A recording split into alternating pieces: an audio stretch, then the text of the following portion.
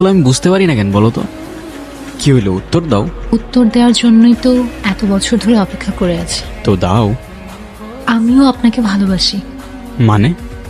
সেদিন ভয়ে আমি আপনাকে বলতে পারি নাই, কিন্তু আমি সব সময় শুধু আপনাকেই ভালোবেসেছি। মৃত্যুর আগ পর্যন্ত আমার শুধু একটি ইচ্ছা ছিল, আপনাকে একবার বলা ভালোবাসি। এই তুই এখানে? তুই জানোস না এখানে আসা নিষেধ আছে?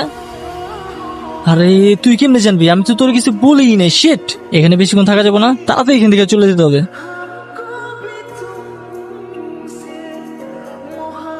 দলিত ও মানুষ না, ওর এই গ্রামে থাকার কোনো অধিকার নেই। বেরো আমাদের গ্রাম থেকে, বেরো।